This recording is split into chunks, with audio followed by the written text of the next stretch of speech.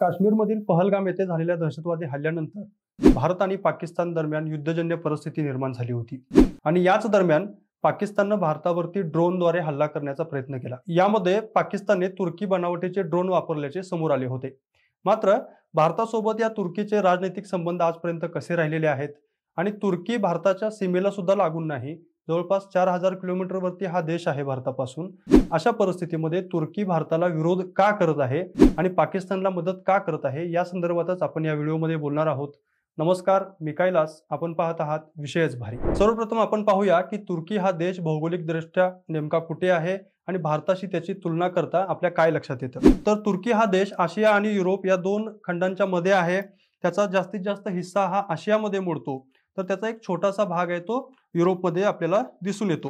तसेच तुर्की हा देश नाटोचा सुद्धा सदस्य आहे। तुर्कीची लोकसंख्या नेमकी किती आहे, तर तुर्कीची लोकसंख्या जवळपास 8.5 कोटी आहे, तर भारताची लोकसंख्या 143 कोटी आहे। म्हणजे तुर्की हा देश महाराष्ट्रापेक्षा सुद्धा लहान असल्याचं आपल्याला दिसून येतं। तर भारत आणि तुर्कीचे आजपर्यंतचे राजनैतिक संबंध कसे होते हे आपण आता पाहूया। तर 1948 पासून भारत आणि तुर्की यांच्यामध्ये राजनैतिक संबंध आहेत आणि जास्तीत जास्त काळ हे संबंध चांगले होते, उत्तम होते। मात्र एर्दोगान हे तुर्कस्तानच्या सत्तेवरती आल्यानंतर हे संबंध बिघडलेले आपल्याला दिसून येतात। आजपर्यंत अनेकदा भारताने तुर्कीला मदत केलेली आहे। विशेषतः 2023 मध्ये तुर्कीमध्ये जेव्हा मोठ्या प्रमाणात भूकंप झालेला होता, या भूकंपाच्या वेळी तुर्कीला भारताने मदत केलेली होती आणि त्यावेळी मदतीसाठी ऑपरेशन दोस्त राबवलेलं होतं आणि या बदल्यात मात्र तुर्कीने भारताचा विश्वासघात केला असल्याची भावना आता भारतीयांमध्ये निर्माण झालेली आहे। कारण तुर्कीने भारत पाक तणावाच्या पार्श्वभूमीवरती पाकिस्तानला ड्रोन आणि इतर युद्ध सामग्रीचा पुरवठा केल्याचं समोर आलेलं आहे। तुर्कीने पाकिस्तानला नेमकी कशी मदत केली हे आता आपण पाहूया। तर पहलगाम येथे दहशतवादी हल्ला झाला, ज्यामध्ये 26 पर्यटकांचा मृत्यू झाला आणि याला प्रत्युत्तर म्हणून भारताने पाकिस्तान आणि पाकव्याप्त काश्मीरमधील तब्बल 9 दहशतवादी तळांवरती मिसाईलद्वारे हल्ला केला। यानंतर पाकिस्तानने भारतावरती पुन्हा अटॅक करण्याचा, हल्ला करण्याचा प्रयत्न केला आणि यावेळी तुर्कीने जे काही ड्रोन वापरले त्याच्यामध्ये बेरक्तर TB2 आणि ईहार हे 2 ड्रोन वापरल्याचं लक्षात आलं आणि हे ड्रोन तुर्की बनावटीचे असल्याचं सुद्धा समोर आलेलं होतं आणि ऑपरेशन सिंदूरमध्ये 2 तुर्की सैनिक ठार झाल्याचं सुद्धा समोर आलेलं होतं। यानंतर भारतीयांमध्ये प्रचंड द्वेष आणि रागाची भावना तुर्कीबद्दल निर्माण झाल्याचं आपल्या लक्षात आलं। यानंतर भारतीयांनी बॉयकॉट तुर्की नावाचा ट्रेंड सुद्धा चालवलेला आहे। तसेच तुर्की पाकिस्तानला मदत अजून कशी करते, तर पाकिस्तानचा सर्वात मोठा युद्ध सामग्री पुरवठादार देश आहे चीन आणि यानंतरचा दुसरा देश आहे तुर्की। म्हणजे तुर्की हा पाकिस्तानचा 2 नंबरचा युद्ध सामग्री पुरवठा करणारा देश असल्याचं सुद्धा समोर आलेलं आहे। तसेच भारतीयांनी तुर्कीवरती बंदी घालण्यासाठी मोठ्या प्रमाणात मागणी केली, कारण भारतीयांमध्ये तुर्कीबाबत विश्वासघाताची भावना निर्माण झाली। तुर्की उत्पादनांवर बंदी घाला, तुर्की पर्यटनावर सुद्धा भारतीयांनी बंदी घातलेली आहे आणि सर्व बुकिंग रद्द केलेले आहेत, कारण तुर्कीमध्ये भारताच्या माध्यमातून मोठ्या प्रमाणात पर्यटक जाताना आपल्याला दिसून येतात।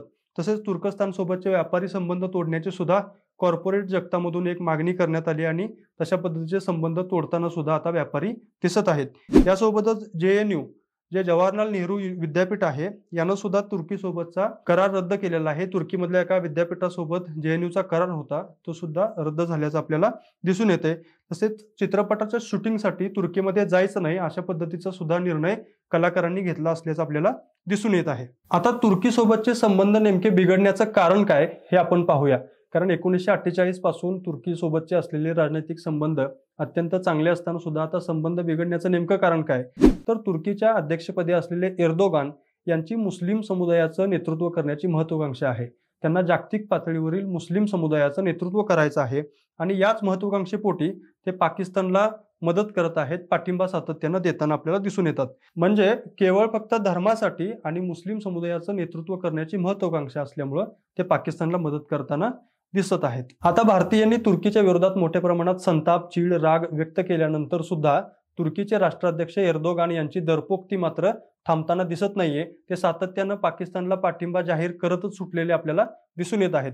आज तुर्की राष्ट्राध्यक्षांचे काही रिमार्क स्टेटमेंट समोर आलेले आहेत। त्याच्यामध्ये ते असं म्हणतात, as in the past we will continue to stand by you in good times and bad in future. म्हणजे तुमच्या चांगल्या किंवा वाईट काळामध्ये आम्ही तुमच्या सोबत राहू असं पाकिस्तानला तुर्कीचे राष्ट्राध्यक्ष एर्दोगान सांगताना आपल्याला दिसत आहेत। यासोबतच ते पाकिस्तानबाबत असं म्हणतायत, the Turkey Pakistan brotherhood which is granted to very few nations in the world is one of the finest examples of true friendship.